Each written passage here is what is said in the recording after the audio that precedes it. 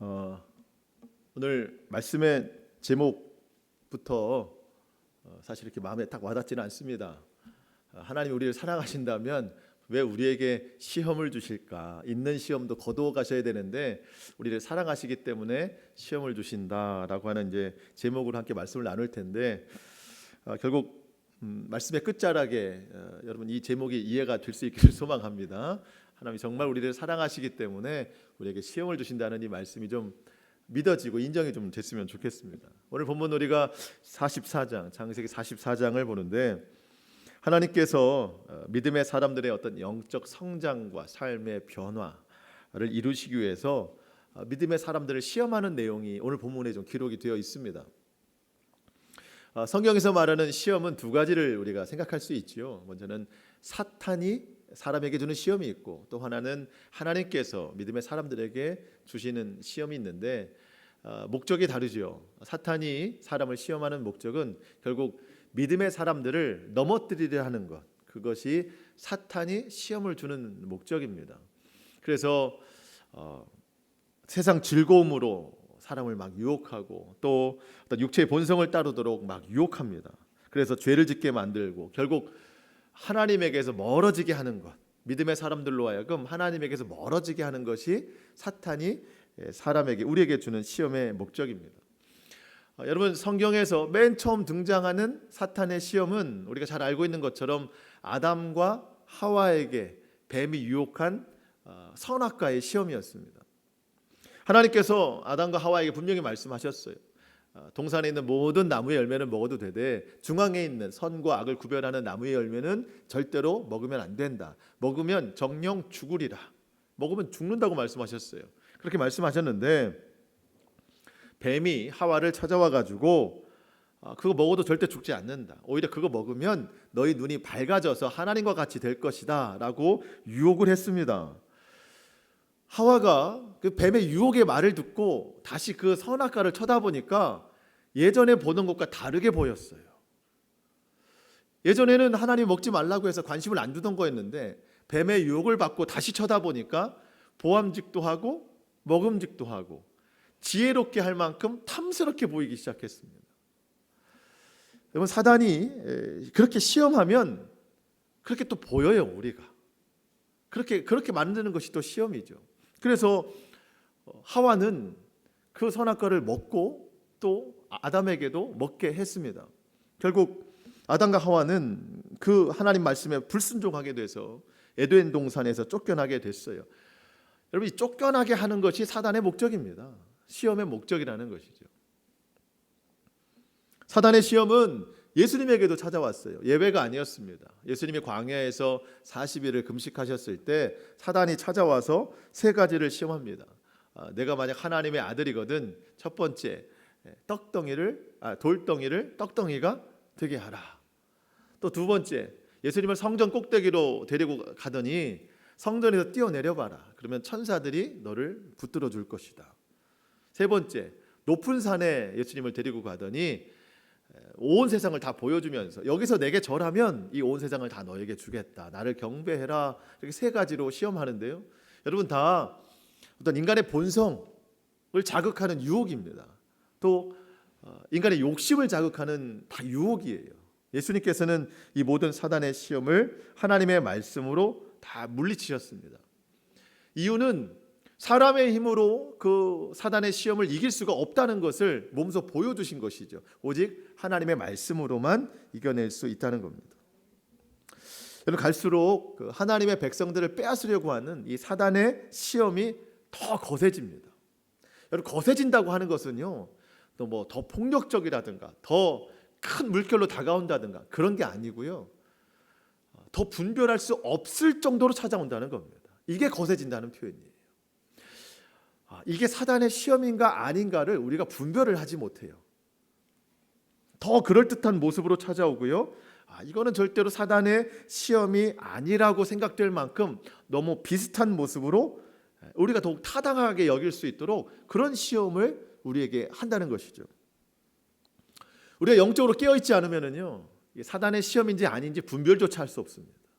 그래서 베드로전서 5장 8절 말씀에 근신하라 깨어라 너희 대적 마귀가 우는 사자같이 두루 다니며 삼킬 차를 찾는다. 여러분, 우리가 깨어 근신하지 않으면은요, 사단의 시험인지 아닌지 몰라요. 그냥 잡혀 먹히게 되는 겁니다. 삼킨 바 되는 겁니다. 여러분, 얼마나 두려운 일인지 몰라요. 그래서 예수님이 우리에게 기도를 가르쳐 주실 때 후반부에 그런 말씀하셨잖아요. 우리를 시험에 들게 하지 마시옵고, 이 기도를 꼭 하라는 겁니다. 이것은 우리가 기도할 때 그런 마음으로 하라는 거예요. 주님, 우리가 시험에 빠지는 것, 마귀의 시험에 빠지는 것을 절대 허락하지 마시옵소서. 이런 말씀이에요. 왜 그럴까요? 여러분, 우리가 사단의 시험에 빠져들었을 때 그 결과가 매우 두려운 일이라는 겁니다. 삼킨다잖아요. 그렇지 않기 위해서 기도를 해야 되고, 또 그렇게 기도해야 되는 이유는 사단의 시험에 대해서 결국엔 우리가 분간조차 할 수 없는 그런 영적 무지의 상태가 될 수도 있고, 사단의 시험이 그렇게 거세지기 때문에 우리로 분간할 수 있는 능력을 주시고, 또 그것을 우리의 힘으로 아닌 주의 능력으로 이겨낼 수 있도록 도와주십시오라고 하는 기도를 꼭 하라는 겁니다. 그만큼 사단의 시험은 우리에게 무서운 일이에요. 그래서 저와 여러분이 결단을 해야 되는 겁니다. 예수님께서 마귀의 시험을 오직 말씀으로 이겨내신 것처럼 우리도 그렇게 이겨내야 되고, 또 예수님께서 우리에게 기도를 가르쳐 주신 대로 마귀의 시험에 빠지지 않도록, 또 유혹에 넘어가지 않도록 늘 말씀과 기도로 깨어 있어야 됩니다. 이렇게 마귀와 사단이 주는 시험도 있는가 하면, 오늘 우리가 좀 중점적으로 보고 싶은 것은 하나님께서 우리에게 시험을 주실 때가 있다는 거예요. 사단의 시험의 목적은 믿음의 사람들로 하여금 하나님에게서 멀리 떨어지게 하는 것, 멀어지게 하는 것이 사단의 시험의 목적이라면, 하나님이 주시는 시험은 반대예요. 더 하나님을 가까이 붙들게 하라는 시험입니다. 그래서 연약한 우리의 믿음이 더 성장할 수 있도록, 예전의 삶에서 우리가 더욱더 삶에 많은 변화를 이룰 수 있도록, 또 어떤 때는 하나님의 영광을 위해서 살 수 있도록 우리에게 시험을 하나님이 주십니다. 하나님께서 우리에게 주실 때, 시험을 주실 때 우리를 무너뜨리려고 하는 시험은 하나도 주시지 않습니다. 결국 우리를 성장시키기 위해서 주시는 시험인데, 여러분, 사단의 시험은 반드시 이겨야 되고, 하나님이 주시는 시험은 반드시 통과해야 됩니다. 이기는 것과 통과하는 것을 우리가 잘 분별해야 되겠습니다. 그런 의미에서 볼 때 오늘 창세기 44장, 하나님이 허락하시는 두 가지 시험이 나와요. 하나님이 허락하시는 두 가지 시험, 우리에게도 충분히 주어질 만한 시험이거든요. 그래서 오늘 말씀을 통해 하나님께서 분명한 목적을 두시고 우리에게 시험을 주실 때에 우리에게 어떠한 모습을 원하시는지, 그리고 하나님께서 어떤 결과를 우리에게 주시는지를 깨닫고 그대로 순종하는 저와 여러분 될 수 있기를 축복합니다. 본문을 살펴보겠습니다. 우리가 지난주 내용에 보면 지금 애굽의 총리로 있는 그 요셉이 그 형제들에게 그런 말을 했죠. 다시 나에게 올 때가 되거든. 그 이유가 곡식을 사러 오든지, 아니면 지금 붙잡혀 있는 시므온을 살리러 오든지, 다시 애굽에 올 때는 막내를 꼭 데리고 와야 된다. 그래야 나를 볼 수 있다. 이렇게 이제 그의 형제들에게 사실 명령을 내렸죠. 그 이야기에 타당하게 이제 그 형제들이 막내 베냐민을 데리고 애굽에 찾아왔습니다. 오는 과정은 쉽지 않았습니다. 시간도 오래 걸렸죠. 유다가 막내 베냐민을 위해서 담보가 되겠다고 하는 희생 정신이 있었고요. 또 그 뜻 아래에서 아버지 야곱이 베냐민을 내려놓는 그러한 과정이 있었기 때문에 이러한 결과가 나오게 됐습니다. 지난 한 주간 동안 우리가 이 부분에 대해서 얼마나 순종이 되었는지 잘 모르겠습니다. 우리가 앞으로 계속 노력해 나가야 될 영적 과제인데, 어쨌든 그렇게 10명의 형제가, 베냐민을 포함한 10명의 형제가 애굽으로 다시 내려왔죠. 감옥에 갇혀있던 시므온을 또 만났습니다. 그렇게 11명의 형제가 요셉의 집에 초대가 돼서 함께 즐겁게 먹고 마시는 즐거운 식사 시간을 가지게 됐습니다. 그러면서 이제 다시 급히 이제 집으로 돌아가야 되죠. 왜냐하면 아버지 집에는 곡식이 떨어졌기 때문에 급히 이제 돌아가야 돼서 요셉이 그의 청지기에게 시킵니다. 11명이 있는데 그 11자루에 그들이 운반할 수 있을 만큼 곡식을 다 채우고 돈도 다시 그 자루에 집어넣고 이제 그들을 보내라. 이것이 이제 오늘 본문 1절로 시작되는 말씀인데, 근데 요셉이 한 가지 더 그 청직에게 명령을 내려요. 2절입니다. 또 내 잔 곧 은잔을 그 청년의 자루 아귀에 넣고 그 양식값 돈도 함께 넣으라 하매 그가 요셉의 명령대로 하고. 자, 청지기가 요셉의 명령대로 행동하긴 했습니다. 그런데 머릿속으로는 의아해하는 거예요. 왜 이 은잔을 그 청년 막내 자루에 집어넣으라고 하는가? 여러분, 이 은잔은 굉장히 중요한 물건입니다. 애굽의 총리는 항상 은잔을 가지고 있어요. 그 바로 왕이 애굽의 총리에게 주는 은잔입니다. 이 은잔의 사용처는요, 나라의 중요한 결정을 내릴 때에, 또 나라에 어려움이 닥쳤을 때에 이 은잔을 가지고 점을 쳐요. 뭐 점을 치는 방법은 다양하다고 그래요. 뭐 거기에 곡식을 집어넣든지 아니면 물을 집어넣든지 물의 흐름을 따라서 가든지, 하여튼 뭐 여러 가지 방법으로 이 은잔을 통해서 점을 쳐서 나라의 어떤 방향을 정하는 굉장히 중요하게 쓰이는 물건입니다. 청지기도 그거를 알죠. 근데 그 은잔을 그 막내의 자루에 집어넣으라고 하는 겁니다. 물론 요셉이 그 은잔을 사용했다고는 볼 수 없습니다. 그러니까 총리이기 때문에 그 은잔을 가지고 있었던 것뿐이지 그 은잔을 가지고 요셉이 막 점을 치거나 그러지는 않았죠. 요셉에게는 그 은잔보다 훨씬 더 능력이 있으신 하나님이 계시기 때문에. 하지만 총리이기 때문에 소유는 하고 있었던 것입니다. 요셉의 청지기가 보기에 그 중요한 물건인 그 은잔을 막내의 자루에 넣으라고 하는 말이 이해가 안 돼요. 아직 그 설명을 해주지 않았기 때문에. 근데 요셉이 다음 날 아침이 밝아서야 그 이유를 청지기에게 설명을 해줍니다. 오늘 본문 44장 4절 5절입니다. 그들이, 그러니까 형제들이죠. 형제들이 성읍에서 나가 멀리 가기 전에 요셉이 청지기에게 이르되 일어나 그 사람들을 뒤를 따라가서 그들에게 이르기를, 그렇게 말을 하는 거예요. 너희가 어찌하여 선을 악으로 갚느냐?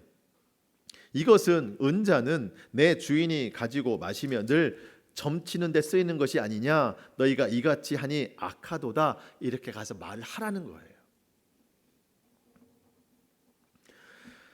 청지가 이제 이해해야 됐습니다. 우리 주인이 뭔가를 계획하고 있구나. 다시 찾으려고 하는 의도가 있구나. 청지기는 이해가 됐는데 도대체 이해 안 가는 사람들이 생겼죠. 누구예요? 요셉의 형제들입니다. 또 두려운 상황을 맞이하게 된 거예요. 그 요셉의 청지기가 이 말을 형제들에게 전했을 때 요셉의 형제들이요, 더 큰 두려움에 빠졌습니다. 성경에 나와 있지 않지만 아마 제 생각에 그 형제들의 머릿속에 공통적으로 생각되는 게 아마 있었을 거예요. 왜 자꾸 이런 일들이 벌어지는가? 왜 자꾸 이런 일들이 벌어지는가? 지난번에 돌아갈 때에도 분명 곡식값을 지불했거든요. 그 곡식을 가지고 가는데 여관에서 짐을 풀어보니 그 돈이 다 들어있었어요. 본인들이 그렇게 한 게 아니에요. 몰래 집어넣기 때문에 그랬었습니다. 그 자체가 너무 두려운 일이었어요. 그래서 여기 다시 올 때는 지난번 곡식값과 이번에 사야 할 곡식값을 2배로 다 가지고 온 거 아니겠습니까? 두려워서. 그런데 이번에는요, 더 귀중한 물건이 그들을 통해 사라졌다, 그들에게 훔쳐졌다라고 하는 소식을 들으니까 얼마나 두려웠겠어요. 제가 잠깐 그 상상을 좀 해봤습니다. 그 상황을 한번 그림을 좀 그려보는데, 여러분, 지난번에 집으로 돌아갈 때는 10명이 와서 9명이 돌아갔죠. 시므온을 남겨놨잖아요. 그러니 그들의 발걸음이 얼마나 무거웠겠어요. 그 무거운 발걸음을 갖고 가다가 여관에서도 머물면서 쉬면서 이렇게 집으로 이제 돌아가는데, 지금은요, 집에 돌아가는 발걸음이 그렇지 않아요. 10명이 왔지만 11명이 돌아가고 있는 과정이잖아요. 시므온까지 해서. 그리고 곡식도 충분히 지금 가져가고 있는 과정입니다. 어쩌면 뒤도 안 돌아보고 즐거운 마음으로 아마 집에 가지 않았을까. 제발 이번에는 무슨 일이 없었으면 좋겠다. 여관에도 안 들릴 참이었던 것 같아요. 제 생각에는 그 먼 길에 그냥 단숨에 가려고 하지 않았을까라는 생각이 들었어요. 그런데 여지없이 뒤에서 청지기가 쫓아와가지고 이 은잔을 훔쳐 도망침이 어찌 됨이냐, 이런 결과가 나온 거예요. 여러분, 이런 상황을 맞이하게 되니까 요셉의 형제들이 또 막막하게 되는 것이죠. 여러분, 사람이 자신의 의지와 상관없이 이런 어려움들을 직면할 때 우리 입술에서 가장 먼저 터져 나오는 것이 뭐겠어요? 원망과 불평입니다. 본인들이 한 게 아니잖아요. 도저히 이해할 수 없는 일들을 만날 때 우리는 그 일을 감당할 수 있는 힘도 없고 능력도 없고 방법도 없어요. 우리의 연약한 믿음으로는 그런 때에 하나님을 찾는 것이란 정말 어려운 일입니다. 그런데 여러분, 그래도 어떻게 해야 되나요? 하나님을 찾아야 됩니다. 그래도 하나님을 붙들어야 돼요. 다른 방법이 없어요. 이렇게 막막할 때 우리는 그럼에도 하나님을 찾아야 됩니다. 물론 막상 그 상황이 되면은요, 하나님을 절대 찾을 수가 없습니다. 우리의 연약함이 그렇죠. 그러면 어떻게 해야 되나요? 저장해야 되는 거예요. 뭐를? 말씀을. 그런 흉년의 때를 대비해서 오늘 그런 날이 올 때에 하나님을 찾아야 된다는 이런 말씀을 계속해서 우리의 심령에 심어놔야 되는 거예요.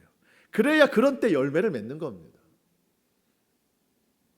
요셉이 7년 풍년 동안 곡식을 막 저장해 놓고 그 뒤에 흉년에 그것을 풀어서 대비했던 것처럼 우리가 평상시 이런 때에 늘 하나님의 그런 말씀, 영적 기근이 들 때에도 하나님을 찾아야 된다는 이런 말씀을 계속 우리의 심령에 저장해야 돼요. 심어야 됩니다. 그래야 그런 때 내 힘이 아닌 말씀의 능력으로 그때 더욱 하나님을 찾을 수 있는 것이죠. 그런 때를 대비하는 겁니다. 여러분 꼭 기억하십시오. 오직 하나님께만 소망이 있고 하나님께만 능력이 있습니다. 막막한 상황에도 결국 우리의 답은 하나님이에요. 요셉의 형제들은 절대 우리가 그럴 일이 없다, 우리가 절대 그러지 않았다, 만약 우리 중에 누가 은잔을 훔쳤다면 그 사람은 죽을 것이고 우리 전체가 다 요셉의 종이 될 것입니다. 결백을 주장합니다. 오늘 본문 9절이 그렇습니다. 당신의 종들 중 누구에게든 발견되든지 그는 죽을 것이요 우리는 내 주의 종들이 되리이다. 여러분, 요셉의 형제들의 마음이 예전과 좀 많이 달라졌습니다. 함께 이 일을 책임지겠다고 하는 거예요 지금. 하지만 요셉은 그의 청지기를 시켜서 말을 전했습니다. 아니, 은잔을 훔친 사람만 종이 될 것이다. 나머지는 돌아가도 좋다는 뜻입니다. 그러면서 은잔이 어디에 들어있는지 자루를 풀기 시작하죠. 너무나도 이 숨막히는 시간입니다. 11절 12절입니다. 그들이 각각 급히 자루를 땅에 내려놓고 자루를 각기 푸니 나이 많은 형부터 풀기 시작하죠. 그런데 그 잔이 어디서 나옵니까? 베냐민의 자루에서 나오더라. 물론 여기까지는요, 요셉이 다 계획한 대로 진행이 된 겁니다. 중요한 것은 이 일에 대한 결과에 형제들이 어떻게 반응하느냐는 겁니다. 어떻게 반응합니까? 13절, 그들이 옷을 찢고 각기 짐을 나귀에 싣고 성으로 돌아가니라. 여러분, 굉장히 중요한 말씀이에요. 분명 청지기의 말은 은잔을 훔친 사람만 종이 되고 나머지 돌아가도 괜찮다는 뜻이었습니다. 그런데 그들이 베냐민의 그 자루에서 은잔이 나온 것을 보고 그들 모두가 옷을 찢었습니다. 애통한다는 뜻입니다. 함께 고통을 짊어지겠다는 뜻입니다. 그러면서 옷을 찢고 집으로 간 게 아니라 다 같이 어디로 가요? 애굽 성으로 갑니다. 요셉의 집으로 간다는 거예요. 함께 이 일을 책임지겠다는 겁니다. 하나님께서 요셉을 통해 그의 형제들을 시험하신 것인데 요셉의 형제들이 이전과 정말 많이 달라진 것을 볼 수 있습니다. 하나님은 무엇을 시험하신 건가요? 베냐민에 대한 그들의 생각을 지금 시험하시는 거거든요. 과거 요셉에게 했던 행동들을 기억하시는 하나님이 지금은 이 베냐민에게 모든 사랑이 다 가 있는 야곱의 그 행동을 보고 그 모습을 보는 이 형제들이 과연 지금 어떤 마음의 변화를 가지고 있는지를 하나님이 시험하시는 거예요. 여러분, 하나님께서는 주의 백성들을 시험하십니다. 이유가 무엇이라고 그랬습니까? 성장을 위해서, 변화를 위해서. 여러분, 베냐민의 자료에서 지금 은전이 나왔습니다. 만약 형들이 예전과 같은 모습이라면 어땠을까요? 아마 그 청지기에게 그랬을 거예요. 잠깐 우리에게 시간을 좀 주십시오 하면서 온갖 폭력과 모욕적인 말들을 얼마나 쏟아냈겠어요. 과거 형들이었다면. 그리고 만약 그랬다면 이 일에 가장 적극적인 사람은 누구였을까요? 유다였을 겁니다. 여러분, 요셉을 팔아넘긴 사람이 누구예요? 요셉이었습니다. 요셉을 팔아넘긴 사람이 누구였어요? 유다였습니다. 유다가 애굽 상인들에게 요셉을 팔아넘겼잖아요. 그런데 이번에 다시 애굽을 찾을 때 그 유다가 베냐민의 담보가 되겠다고 해서 여기까지 왔잖아요. 근데 베냐민이 만약 훔쳤다는 행동을 알 때 여전히 유다가 변화되지 못했다면 아마 요셉에게 했던 행동보다 더 악한 행동을 했을 수도 있어요. 아니, 내가 너를 위해 담보가 되겠다고 해서 여기까지 왔는데 내가 어떻게 그런 행동을 할 수 있겠느냐. 변화되지 못했던 유다라면 여러분 어떻게 할 수 있었을까요? 그런데 요셉의 형제들이 변화됐습니다. 그들은 베냐민을 탓하지 않았습니다. 그들 모두가 이 일에 책임을 지고자 했습니다. 특별히 유다는 요셉 앞에서 베냐민을 대신해 애굽에 남겠다고 이야기를 합니다. 그가 아버지에게 약속했던 말처럼 베냐민을 위해 담보가 되겠다고 말합니다. 이제 다시 성으로 돌아갔어요. 요셉 앞에 앉게 되었습니다. 요셉이 그래요. 그 잔을 훔친 자만 내 종이 되고 다른 형제들은 평안히 돌아가도 좋다, 이런 말을 합니다. 그때 유다가 베냐민에 대한 아버지의 극진한 사랑을 그때 설명을 하면서, 여러분 30절 한번 보실까요? 30절, 44장 30절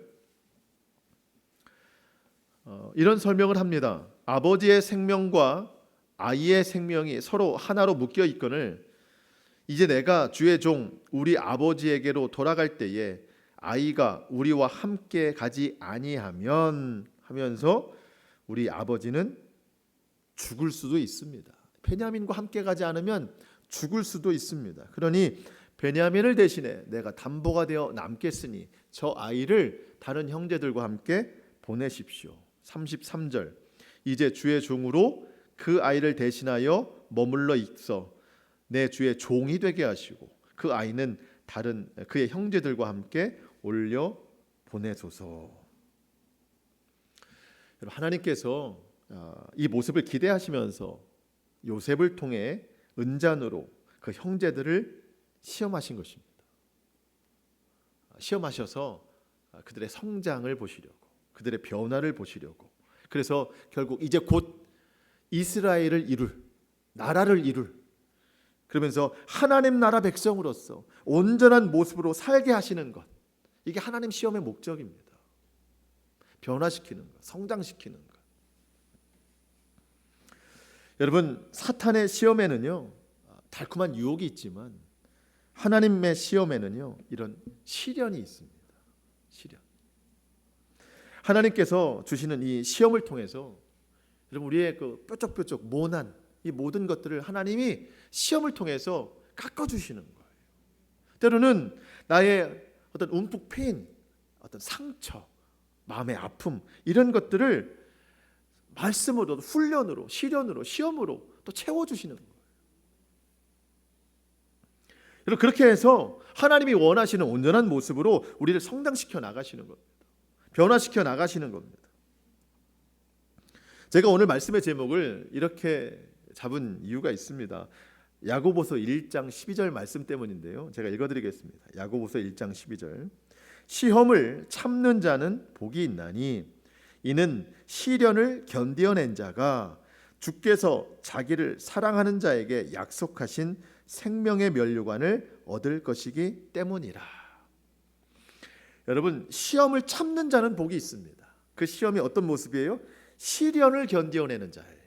시험은 시련입니다. 그 시련을 견디어낸 자는 주께서 자기를 사랑하는 자들에게 약속하신 생명의 면류관을 주십니다. 결국 하나님께서 우리를 사랑하시기 때문에 생명의 면류관을 주시려고 우리를 시험하신다는 거예요.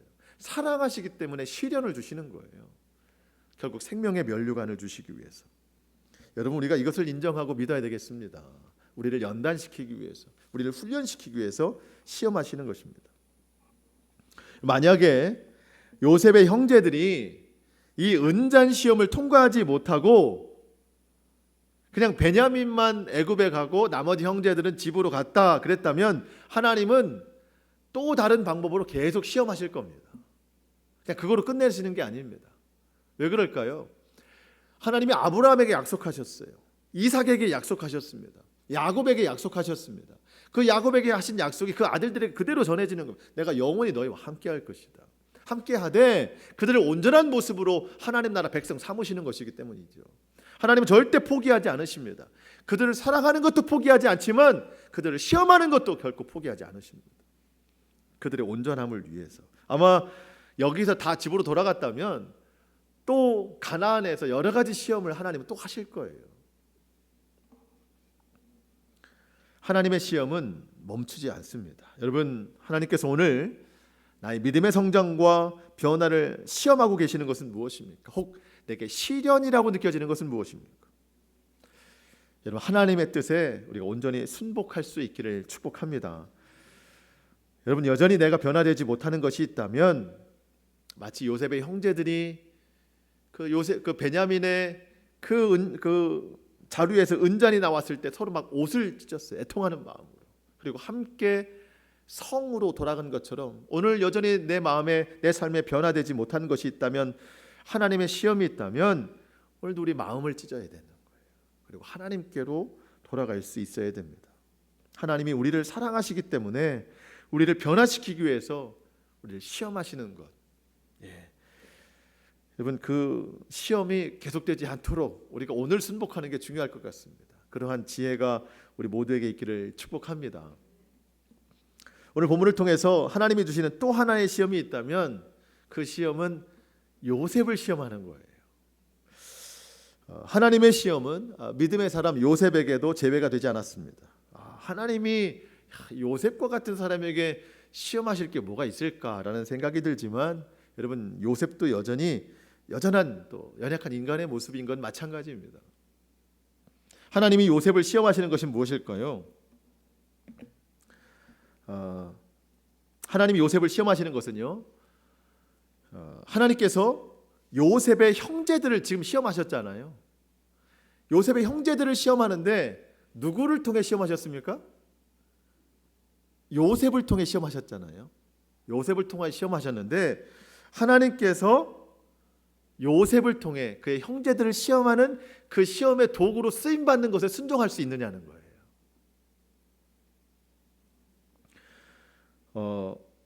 우리가 최근에 말씀들을 보면은요, 하나님이 그 시험을 많이 하시는데 야곱을 시험하시지 않습니까? 베냐민을 내려놓을 수 있는지 없는지를 시험하시잖아요. 또 오늘 본문에 요셉의 형제들도 계속 시험하지 않습니까? 근데 면밀히 들여다보면은요, 하나님이 제일 시험하는 사람은 요셉입니다.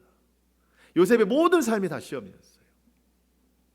오래전에 꿈을 꿨습니다. 근데 요셉은 자기가 꿈을 꿨지만 그 꿈이 자기의 꿈이 아니요, 자기를 통해서 하나님이 꿈을 이루시려고 하는 하나님의 꿈이라는 것을 계속해서 알게 되는 거예요.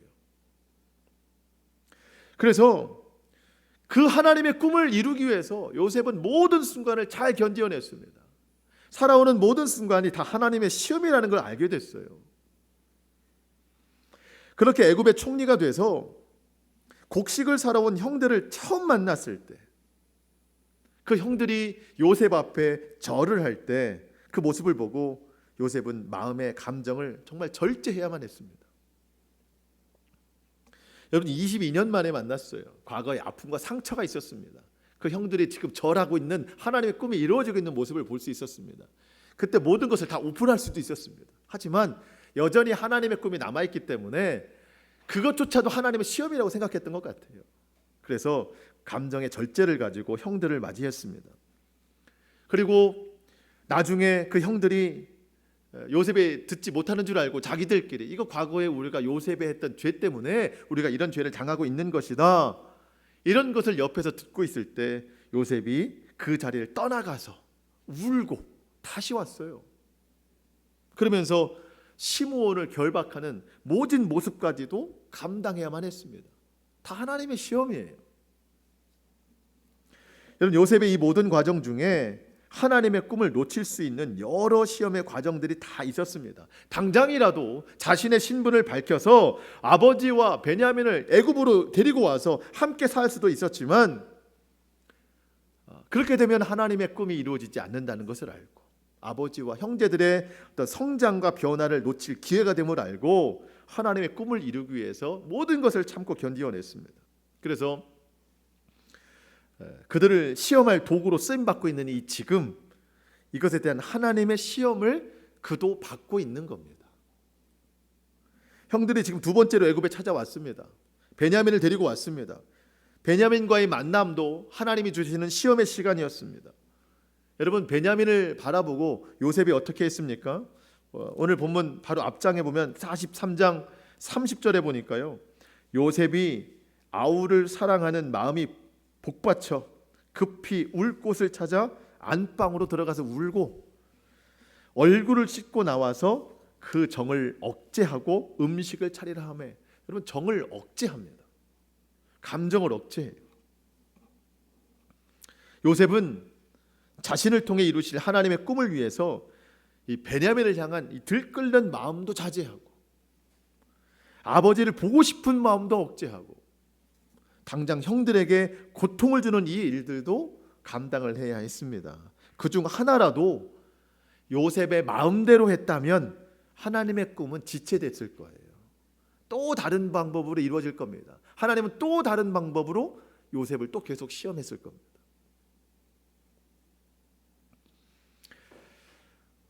요셉은 하나님의 꿈을 이루기 위해서 자기에게 주신 하나님의 시험, 물론 성경에 시험이라고 나와 있지는 않지만 이 모든 과정을 하나님이 주신 시험이라고 여기고 능히 그 시험을 감당했습니다. 저는 우리 각자를 향하신 하나님의 꿈이 있다고 믿습니다.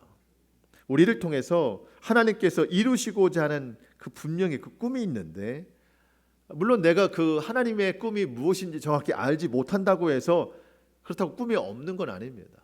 하나님은 우리 모두에게 꿈이 있으세요. 우리 모두를 통해 영광 받으시기를 원하십니다. 그렇다고 보면 하나님께서 우리의 믿음을 성장시키시고 변화시키셔서 또 우리 각자를 통해 하나님의 꿈을 이루실 때에 그 모든 과정도 우리에게는 시험이라는 거예요. 시험. 우리가 그 하나님의 꿈을 이루기 위해서 우리의 모든 것을 단련해서 하나님 뜻에 맞추는 우리의 모든 삶이 될 수 있기를 축복합니다. 하나님이 요셉의 모든 삶을 얼마나 관심 있게 보셨을까요? 눈물 하나도 관심 있게 보셨어요. 그 말 하나도, 그 감정 하나도 관심 있게 보셨습니다. 오늘 하나님께서 우리를 관심 있게 보실 거예요. 나를 통해 하나님의 꿈을 이루시기 위해서 내 생각을 바라보시고 내 행동 하나를 바라보시고 내 모든 마음과 내 모든 말 하나, 이 모든 것을 다 주목하실 것입니다. 물론 우리의 연약함으로는 그것을 다 당연히 해낼 수는 없습니다. 하지만 하나님께서 내게 이 시험을 주시면서 하나님의 꿈을 이루시는가 보다 라고 하는 그런 생각을 좀 하다 보면 우리의 믿음의 결단으로 그것에 순복해 나갈 수 있지 않을까, 그런 생각을 해보는 겁니다. 하나님의 시험은 나를 살리시기 위함이고 나의 성장과 하나님의 꿈을 이루시기 위함입니다. 말씀을 좀 맺을까 합니다. 여러분, 하나님이 우리를 사랑하시기 때문에 시험을 주십니다. 우리에게 영광 받으시기 위해서 시험을 주십니다. 그래서 우리의 성장, 어떤 우리의 삶의 변화, 또 하나님의 꿈 이루시기 위해서 우리에게 시험을 주실 때 결국 그 모든 시험을 우리가 잘 통과했을 때 생명의 면류관을 주신다고 약속하셨습니다. 오늘의 이 모든 과정이 하나님께서 우리에게 사랑하여 주시는 시험의 과정이라고 믿고, 우리가 그동안 하나님의 시험을 통과하지 못하고 또 넘지 못하고 지금까지 왔다면 오늘 이 말씀을 통해서 순복하는 마음으로 그 시험을 믿음으로 잘 통과할 수 있기를 축복합니다. 그래서 우리가 이전보다 더 나은 믿음으로 하나님 앞에 영광 올려드리는, 그렇게 하나님의 꿈을 이루어드리는 저와 여러분과 우리 모든 가정 될 수 있기를 주님의 이름으로 축원합니다. 아멘. 우리 기도하시겠습니다.